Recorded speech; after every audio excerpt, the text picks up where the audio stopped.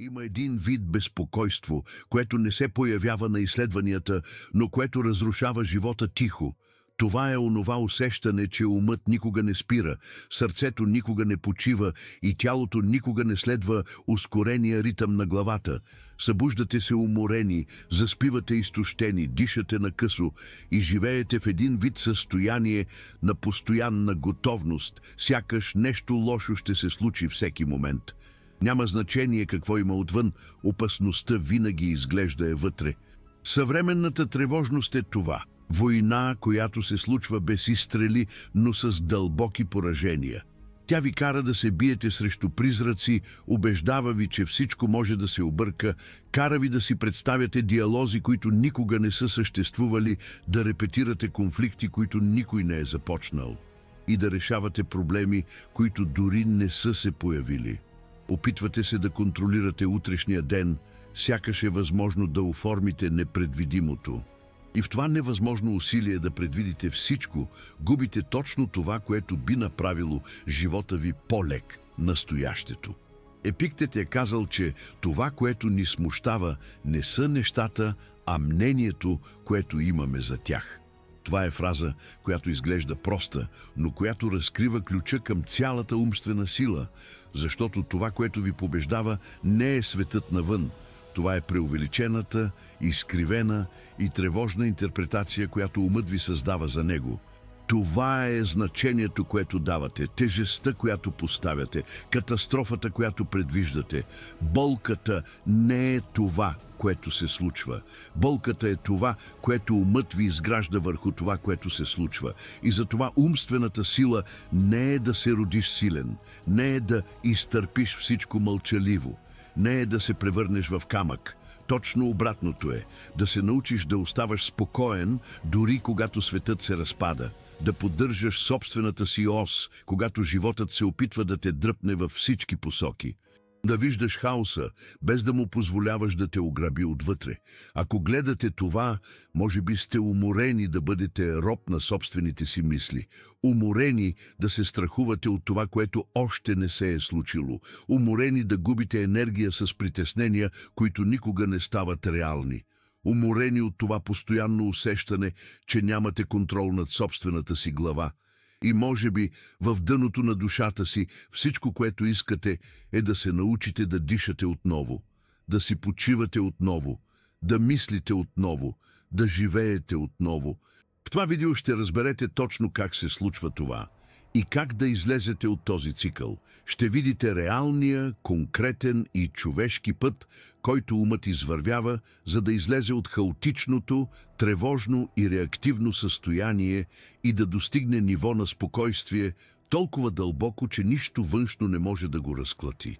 И искам да останете с мен до края, защото всяко ниво от това пътуване разкрива част от собствения ви ум, която може би никога не сте забелязвали. В началото ще се разпознаете в автоматичните и импулсивни реакции. След това ще откриете паузата, тренировката, стабилността, еластичността, стратегическото съзнание и накрая непоклатимото присъствие. Ако наистина искате да се промените, трябва да изслушате всичко. Всеки детайл изгражда следващия. Преди да продължите, позволете ми да ви помоля за нещо просто, но важно. Ако тази тема ви говори, ако чувствате, че трябва да укрепите ума си, абонирайте се за канала.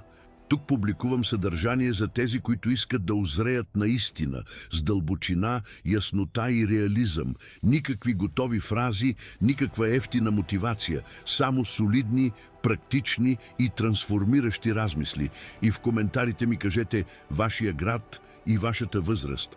Това ми помага да разбера кой върви с мен по този път. Сега дишайте бавно. Усетете как въздухът влиза и излиза, сякаш отваряте пространство вътре в себе си. Хаосът отвън не трябва да бъде хаосът тук вътре. Днес ще се научите да вървите вътре в собствения си ум и да излезете по-силни. Да започваме. Ниво 1. Реактивен ум. Реактивният ум е отправната точка на почти всеки човек. Това е, когато живеете като заложник на импулса, емоцията, страха и предвиждането. Нищо не се анализира, нищо не се филтрира, нищо не се разбира. Всичко се усеща по брутален, интензивен, спешен начин. Реактивният ум не чака фактите. Той изпреварва, създава сценарии, представя си рискове, усилва детайли. Той действа преди да разбере и реагира преди да забележи. На това ниво тревожността се превръща в автопилот. Събуждате се, мислейки за закъсненията, трудните разговори, натрупаните задачи, възможните критики. Умът тича напред, сякаш се опитва да предвиди всяко движение на живота.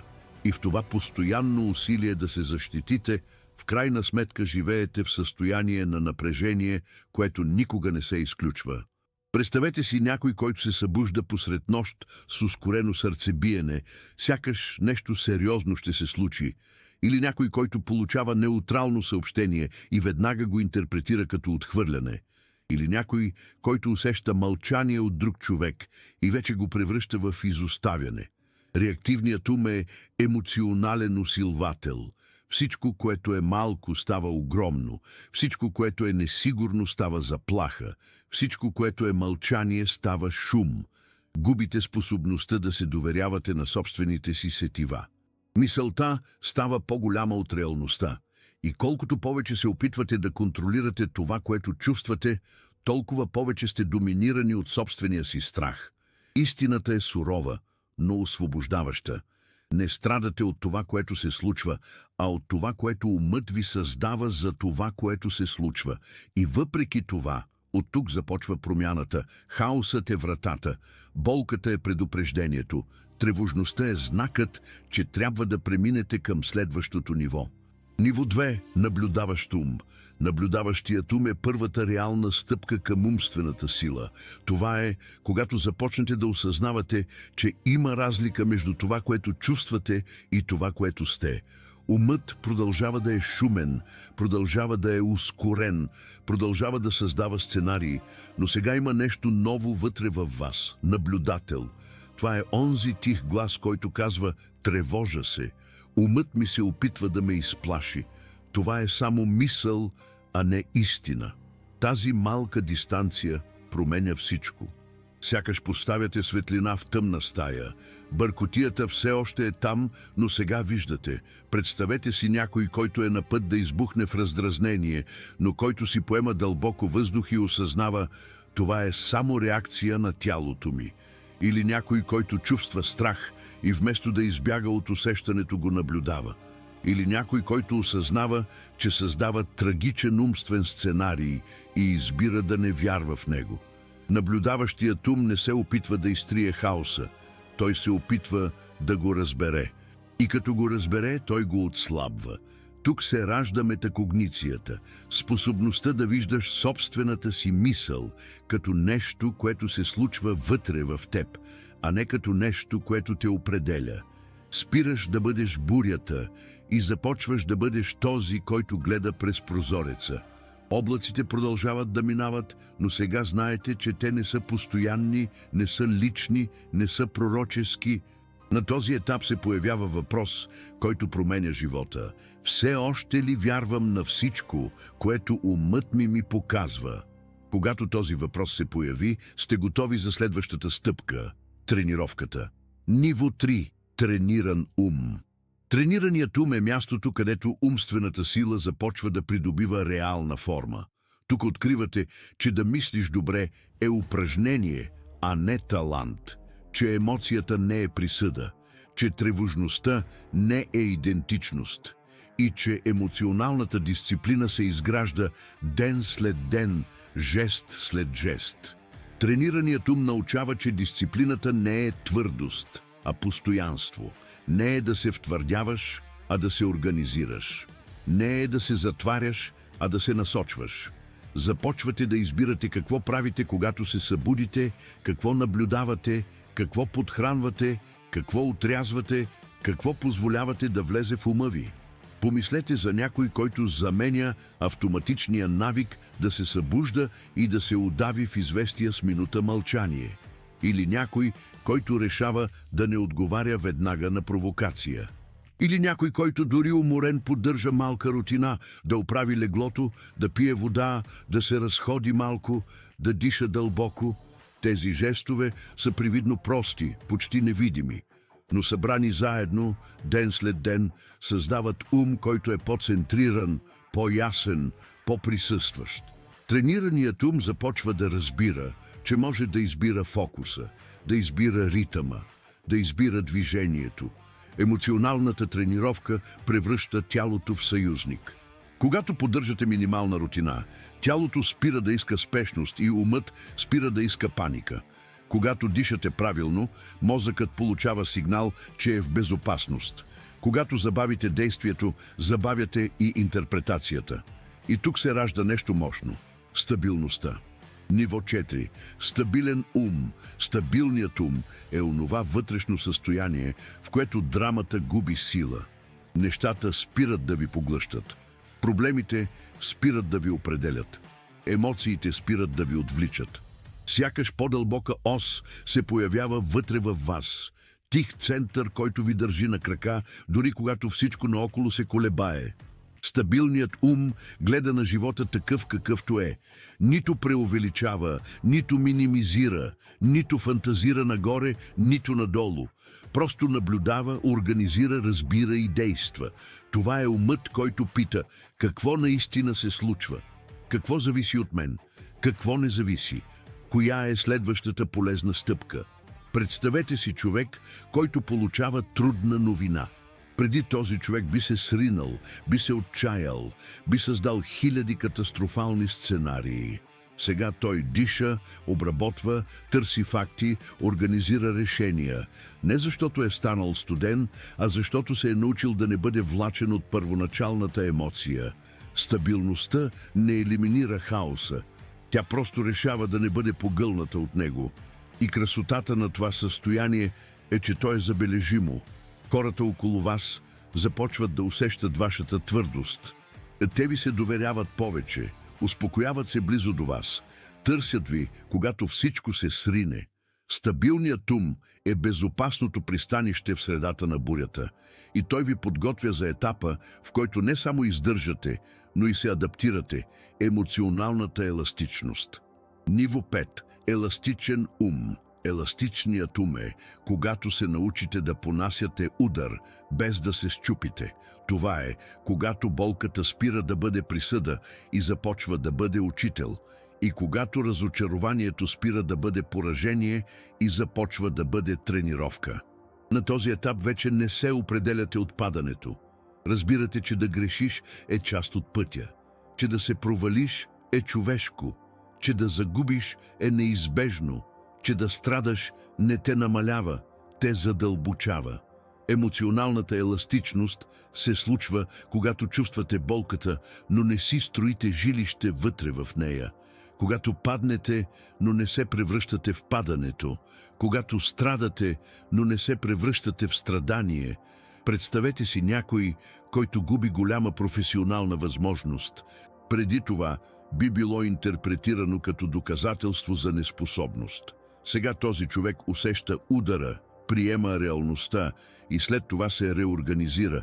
Той се връща по-зрял, по-ясен, по-центриран. Стоиците са казвали, че огънят доказва златото, а не благополучието доказва човека. И тук откривате къде все още сте крехки, къде все още отстъпвате, къде все още се огъвате. И, обръщайки това, което реактивният ум би направил, вие превръщате тези слаби точки в компаси за собствената си еволюция. Въпросът, който този етап носи, е дълбок. Какво в мен все още се чупи пред натиска? Когато успеете да отговорите на това честно, сте готови за следващото състояние, това на стратегическото съзнание.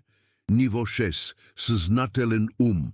Съзнателният ум е етапът, в който спирате да се борите срещу емоциите и започвате да избирате какво да правите с тях.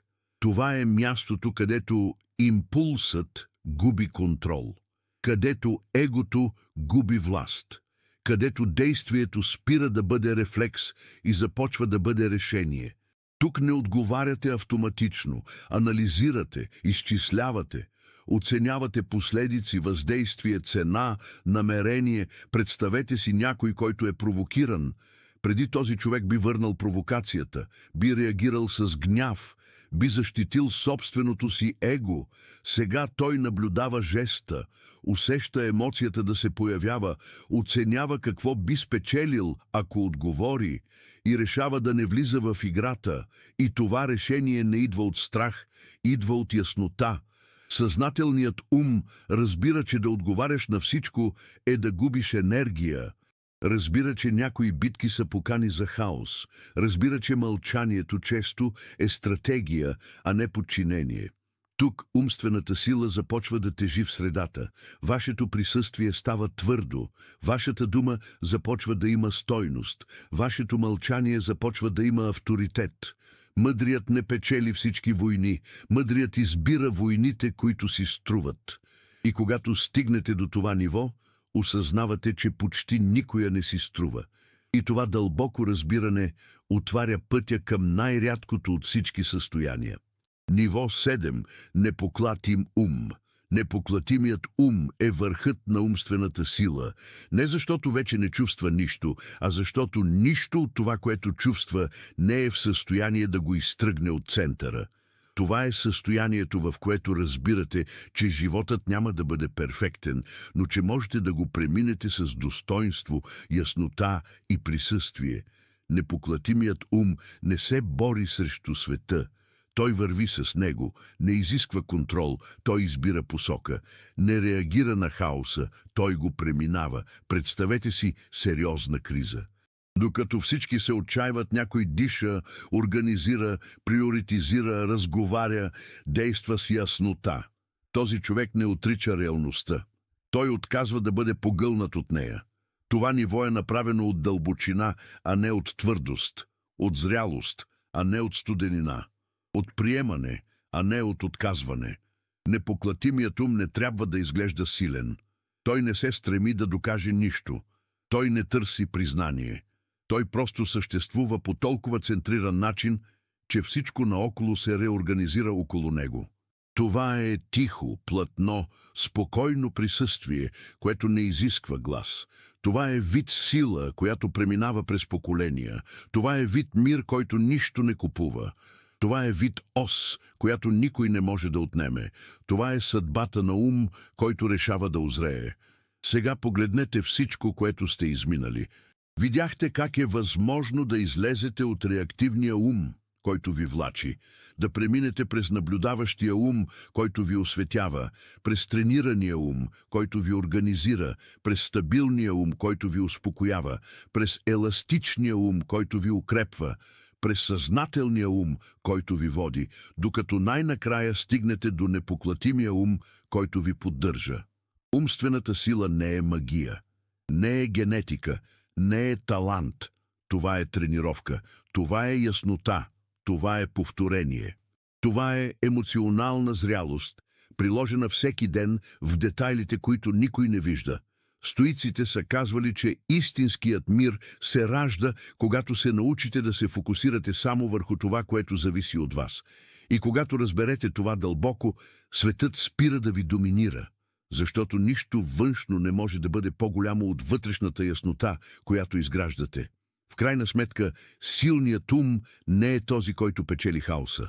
Той е този, който го преминава в мълчание. Това е този, който наблюдава, разбира, диша, действа и продължава да е твърд, дори когато всичко се опитва да го накара да падне. Ако това пътуване имаше смисъл за вас, ако този сценарий ви помогна да видите къде сте и къде можете да отидете, абонирайте се за канала.